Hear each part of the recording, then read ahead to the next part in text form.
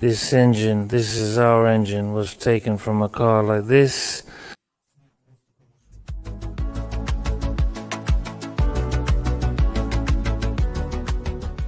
Now the engine model and technical specifications will appear on the screen.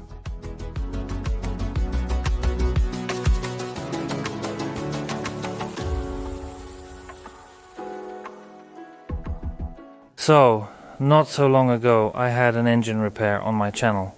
Well, that engine was simpler, or actually not even simpler, but probably an older model. This engine we have here is more modern. The unit injector is already installed. There are 4 valves for each cylinder. Also, the main difference is that there is a single cylinder head for all 6 cylinders. So, that's what it looks like. Huge and heavy. I don't know exactly how much it weighs, probably more than 100 kilograms, maybe 150 or even 200 kilograms. I think it's about that much. And we can also see here that we have an overhead camshaft layout. The camshaft is mounted on the cylinder head. So that means we don't have push rods or rocker arms in this engine. In our engine, the cam lobes act directly. One cam lobe for the intake valve, another for the exhaust valve, and there's also a cam lobe for the unit injector. These are the main differences that immediately catch your eye. As we proceed, we'll continue analyzing and examining other differences. This engine also has additional distinctions from the previous one. This engine has been on my list for a long time. It's probably been about half a year since the customer made the down payment, and only now was he able to bring it in for repairs. So, he came from St. Petersburg. We have the standard work ahead, disassembling and inspecting the engine for defects.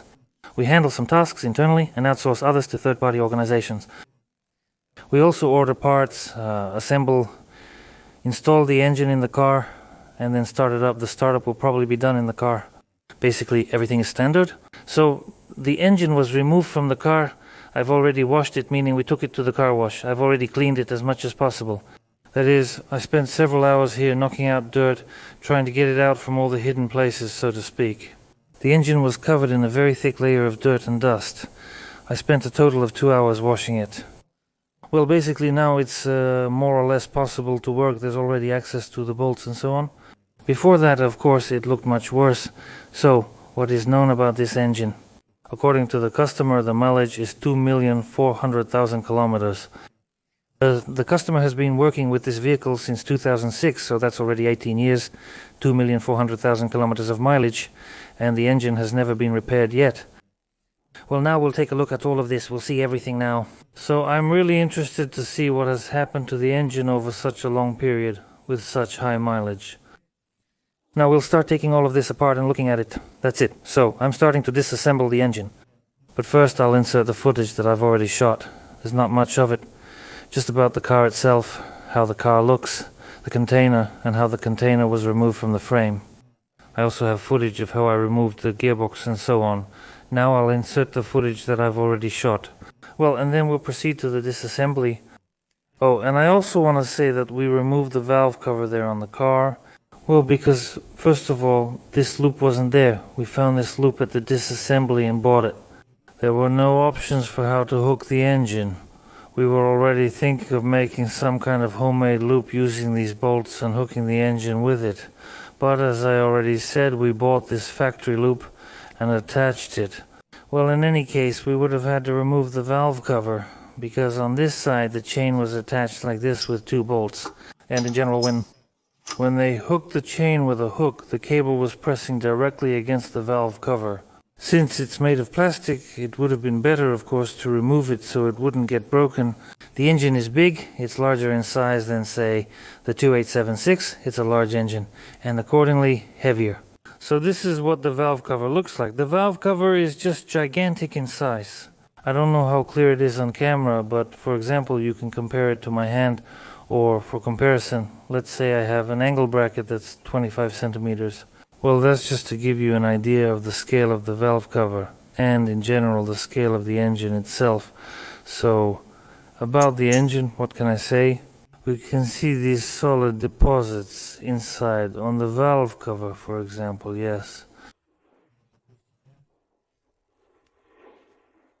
We can see how much is on the valve cover itself, also under the valve cover. We see it on the camshaft, on the rockers, and so on.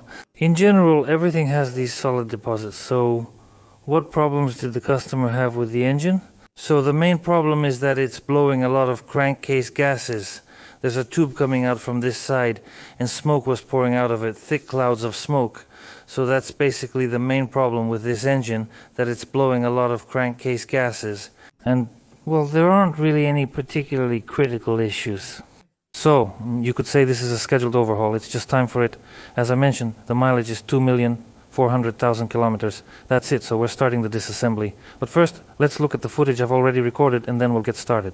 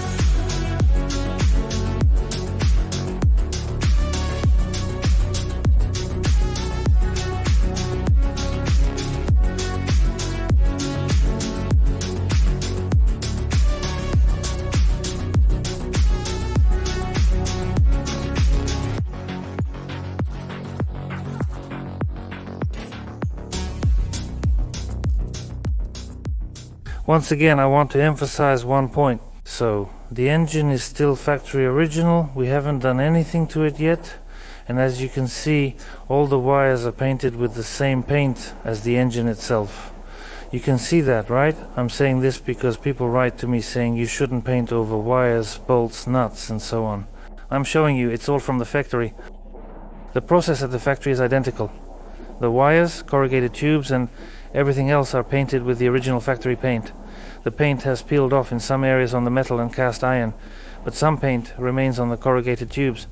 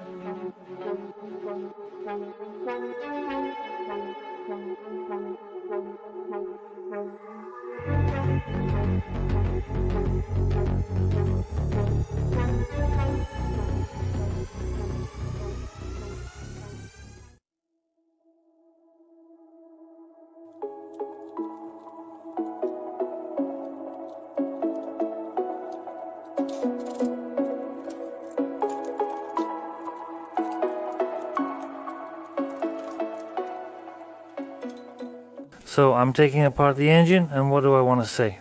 Regarding the previous engine, everything was done poorly and without much thought, as if it wasn't properly planned out.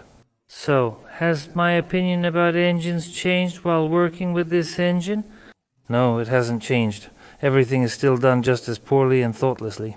Some places are unclear how to reach, some places it's not clear at all how to unscrew, and so on.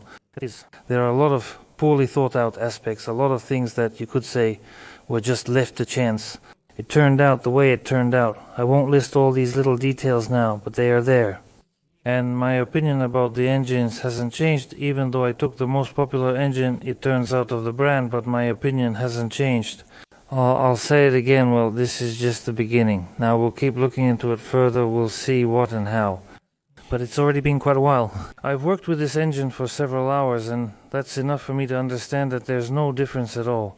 Whether it was that engine or this one, it's the same thing. That's all there is to say.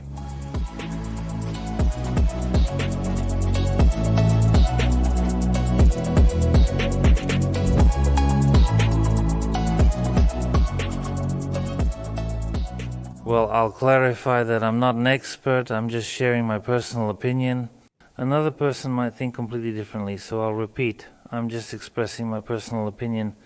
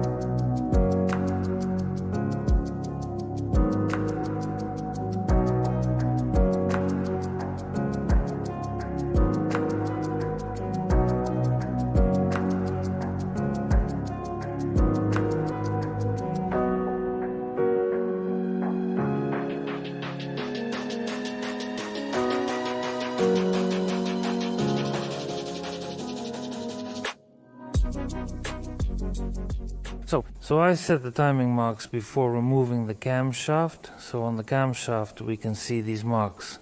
The mark in the middle is movable. The mark is between two fixed ones, but also on the crankshaft according to the marks on the flywheel. This is how I aligned the mark on the flywheel.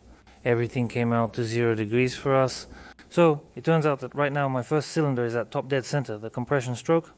In this position the camshaft marks are aligned, the marks on the flywheel are aligned, so everything is set.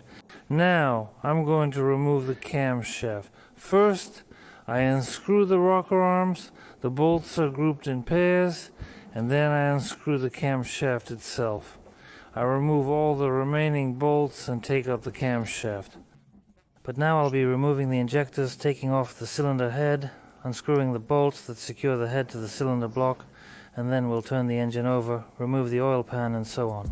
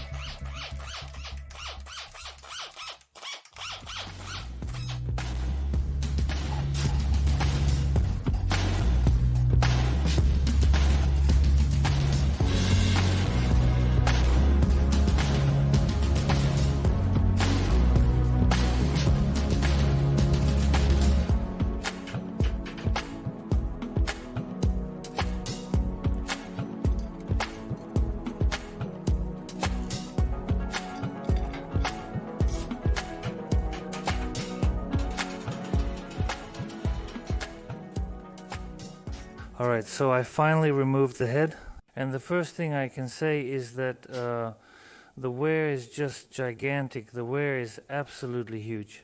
So we'll definitely need new pistons, sleeves for the block. Now we'll take everything apart, check the block. It's hard to say right now. For example, I see a defect in the fourth cylinder's seating area, and I'm sure there's one in the third as well. Also, let's not guess too much. We need to take it apart, and then everything will become clear.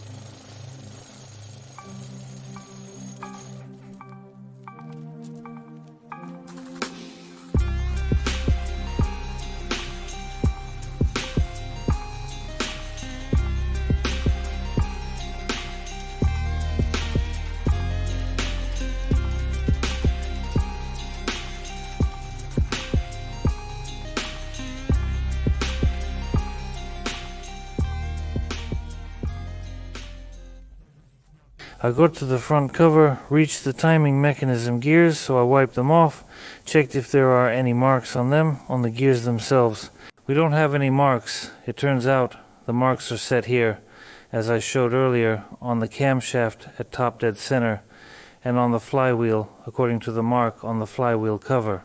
That means we need to align the crankshaft and camshaft here. We don't have a fuel pump here. Well, all these gears here, these are all intermediate gears. So this is our crankshaft, the crankshaft gear. This is the intermediate gear. The oil pump, this is the oil pump drive. This is the intermediate gear. This is intermediate, and this is also intermediate.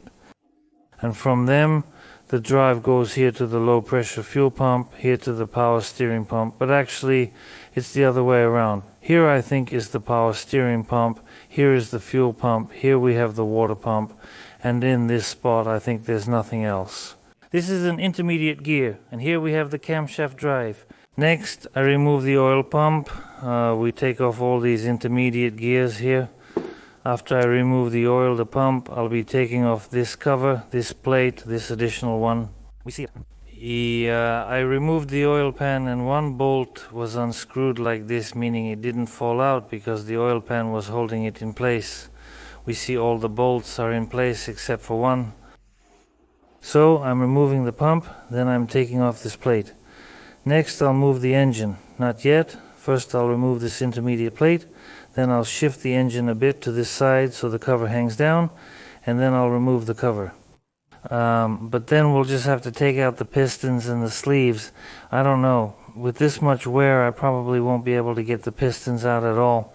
The wear is really significant. I don't know. Here it's 780, 90, probably more than half a millimeter for sure. We can also see that the flywheel housing is all covered in oil. It's leaking. The seal there is leaking pretty badly. There was even a whole stream, a puddle here. So it's clear that the seal will need to be replaced. And we can also see that the whole engine is covered in these solid deposits, meaning the oil has burned.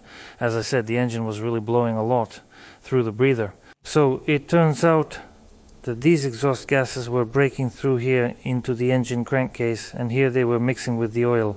That means we have combustion products from the combustion chamber as well as combustion products from the oil itself and so on. I don't know, I'll probably struggle with this engine because usually all of this is very hard to wash off. I don't know, even diesel fuel, and you have to use all sorts of things. We feel that cleaning with this engine will be... It's not enough, so they're taking it apart, and it's already the third day, which is surprising. Typically an engine can be disassembled in a day, but not when filming is involved. Usually it takes me about 2 days to take apart an engine, but not full days, because I have to move the camera around, set things up, shoot, and so on. I've been working on this engine for almost 3 days now. The first day was a partial day. The second was nearly a full day with some distractions and extra tasks, and now it's the third day. So it turns out today is the morning of the third day. Well, I think by about 3 o'clock I'll have it completely disassembled. I'll make a full list of everything we need to buy. So, well, I guess later I'll mention some interesting points about this engine. For example, the rocker arm shaft really impressed me a lot. That is, everything here is so massive. I mean, compared to my hand, the Mercedes one would be about this size. But this one is really massive, huge. You can see it's made with a margin, a colossal margin of strength. Well, also, for example, we see 2 bearings on the camshaft, not bushings, but bearings. That is, this part is split, and we just replace the bearings, put everything back in place, for example, on the camshaft. I think we'll leave everything as it is. From my perspective, I'll review it again, but currently I don't see any significant issues visually. I'll wash it with him, take measurements. It's possible that new inserts will be purchased. Well, as for the rollers, probably everything will stay as it is, because everything here is in perfect condition.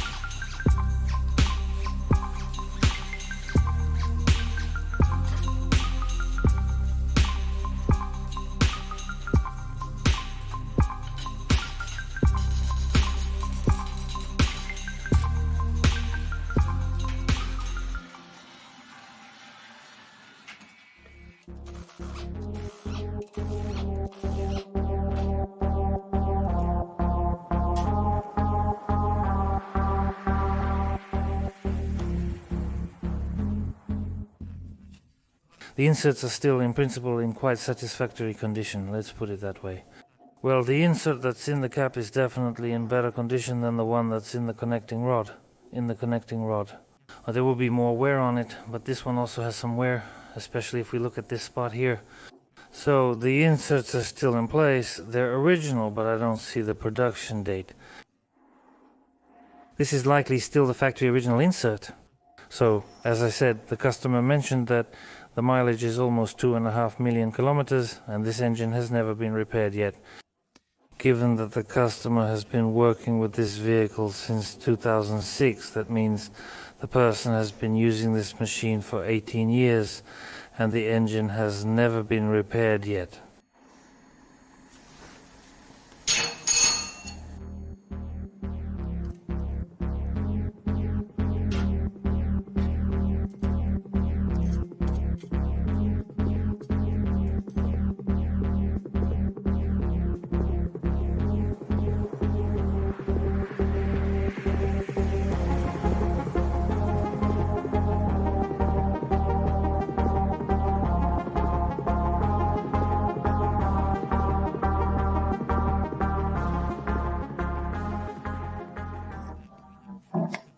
The thing is, we have a composite piston here, meaning the piston skirt is separate from the piston crown. This way all of this is connected by the piston pin. I've worked on such engines before, but specifically here on the channel, this is the first time we've come across pistons like these. So this way, that is, all of this is connected together by the piston pin. The skirt is installed separately, and the piston crown is also installed separately. From what I can tell, these are different materials. This part is aluminum, while the piston crown itself might be cast iron.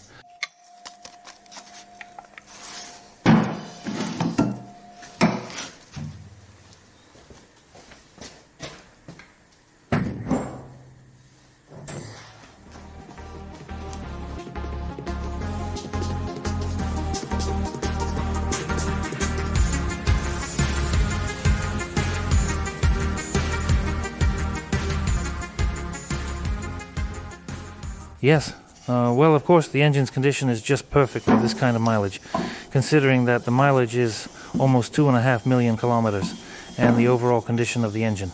I just don't know. The durability margin is simply incredible, just colossal. Here are the pistons, the skirt. The pistons actually still seem to be in good condition, but the piston rings themselves, the groove, you can see that it's worn out, meaning the ring already has some play. In any case, we'll have new pistons. So the sleeves will be replaced, the piston bottoms will be replaced, but it wouldn't make sense to change all that and leave the skirt separately, if it's even possible to buy this piston in parts. And most likely it's only sold as a complete assembly. That's why I think the piston will be new in any case. We'll re-examine the connecting rod bushings. They appear to be missing, but there's some play indicating they need replacement. The connecting rods definitely need to be checked, because with this kind of mileage you can already see the imprint from the bearing shell. So we'll check the connecting rods on the machine, and if everything is fine, then we'll just replace the connecting rod bushing. Well, as for the block, I don't know. Let's not guess for now. We need to take it apart and see what kind of machine work we'll need to do. Specifically about the block,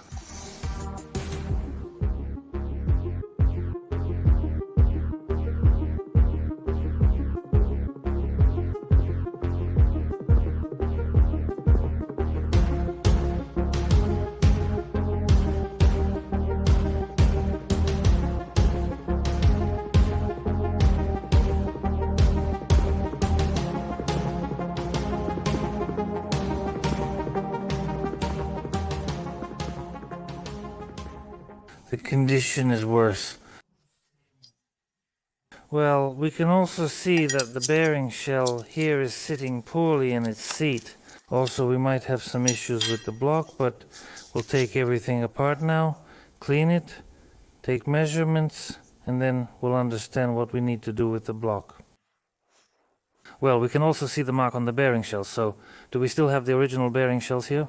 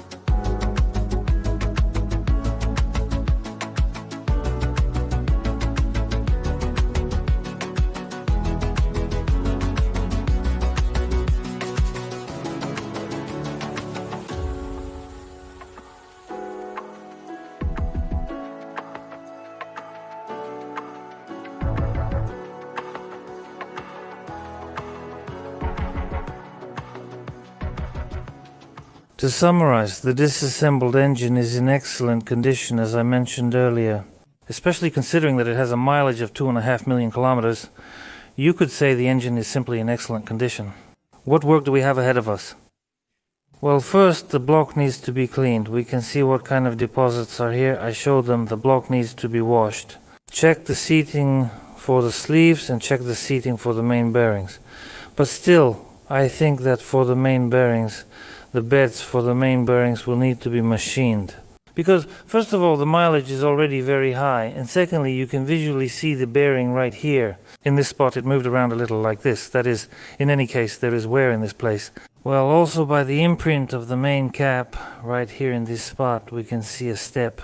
The block is currently dirty, but will be washed and measured. However, it will likely need machining, especially the main bearing seats. New pistons will be used. By the way, I want to show you the cylinder liners, what condition they're in. Honestly, I've never seen liners in a block in such perfect condition after so many miles. That is, this is probably the best engine in terms of the water jacket that I've ever seen in all my experience. This shows that the engine was running on good antifreeze. Not once in all its operation has this engine seen water in the cooling system, and so on. We can see everything is in perfect condition. Well, here the wear, as I said, is about 0.5 millimeter. You can even see this step on camera. The liners, connecting rod and main bearings need to be replaced. The bearings used at home will be standard size. Because as far as the crankshaft goes, as far as I could see, there are no issues with the crankshaft. It's just in perfect condition. Here, I think there won't even be a 200th undersize. The measurements won't show us even a 200th undersize. That is, there aren't even any scratches. If before we had a crankshaft where you could visually see scratches and there was wear of about 4 or 500ths, here that's not the case. So there are no such issues with the crankshaft either, I won't hide that. These plugs need to be cleaned, the channels blown out and washed. The fuel equipment will go for testing first, but maybe later the nozzles will be replaced. As for the pistons, we'll have new ones in the set, new rings as well. Next, the turbocharger will also go for testing first. Later there might also be cylinder head repairs. We will disassemble it, inspect for defects, replace the valves and guide bushings, and perform a flat grinding. We won't be able to give it away, because its dimensions don't allow us to install it on the machine, so most likely the cylinder head will stay with us as it is. That is, I'll just clean it. Well, basically there were no problems with the gasket, meaning there were no leaks. The coolant wasn't leaking outside or inside. So I think there won't be any problems. We'll just clean it, wipe the valves, replace the valve stem seals, install a new gasket, and I think everything will be fine. So the water pump will either be new or we'll install a repair kit. Honestly, I don't know if it's possible to install it here. As for the repair kit, I haven't worked with these kinds of pumps yet, but that's all. We'll figure it out as we go. So we also need to clean the gears, check the bushings. Each gear has a bushing, and also check the shaft. Well, that's it for now. Visually, everything seems fine, but as I've said many times before, first you need to clean everything, and only when the part is clean should you inspect it for defects. For the camshaft, I don't anticipate problems. Upon visual inspection, it looks good overall. I'll clean and measure it to be sure. We'll be replacing the bearings, as I've already shown. Here, we don't use bushings, we use bearings. By the way, it's a very interesting solution. I haven't seen anything like this on any other engine I've worked with. I haven't seen a camshaft mounted on bearings like this in my experience. So I think there won't be any questions about the liners either. I'll clean everything, sell it, and we'll put it all back in place. I'll take apart the oil pump and check it out. The housing here is aluminum, which isn't really that great. So, regarding the oil in the pump, we'll take a closer look at it later. And as for this pile of parts, we'll clean everything and check everything. For the front cover, we'll need to buy a repair kit, or rather a set specifically for installing this cover. It mounts onto the block without any guides, and that means the position of this cover determines the clearance in the gears. So if you move it, let's say, to one side, then one of the intermediate gears might get pinched, and on the other side there will be a bigger gap. So, it's a very important point. We'll try to find the factory guide specifically for installing this cover. Well, if it doesn't work out, then I'll have to think of something else. You could make a homemade one, maybe grind it or something like that, but when assembling you definitely need to pay attention to this point. And we also have a feature specifically with these engines that all these covers are installed without a gasket, meaning just with sealant. The engine I worked on was exactly the same. The intermediate plate was installed with sealant, then this cover is sealed with sealant and the rear housing is also sealed with sealant. Well, for example, the valve cover and the oil pan are already installed with a gasket. We'll also disassemble and inspect the compressor. Maybe there will be minimal repairs there, like replacing the valves and piston rings, just like we did with the previous compressor.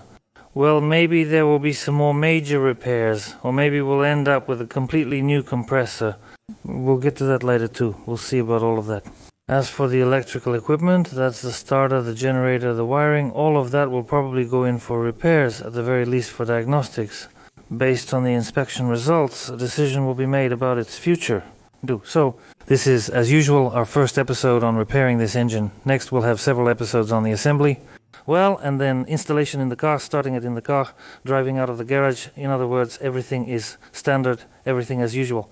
I also want to say a few words about the engine itself. It's very interesting, and even more so to work on it myself for a change. I'm curious to see its design. That is, there are a lot of solutions here that I haven't come across in my practice before. The engine is interesting in this regard, and it's also a very reliable engine. We can see how many miles it has and what excellent condition it's in. Well, and also the engine. I wouldn't say that this engine is particularly complicated, but you could say it's a bit inconvenient. Everything is made a little thoughtlessly and so on. Next, some engines are good, reliable and uncomplicated, but this one is inconvenient. That's my personal conclusion and opinion, so I'll be ending this series now. Thanks for watching, good luck to all, bye.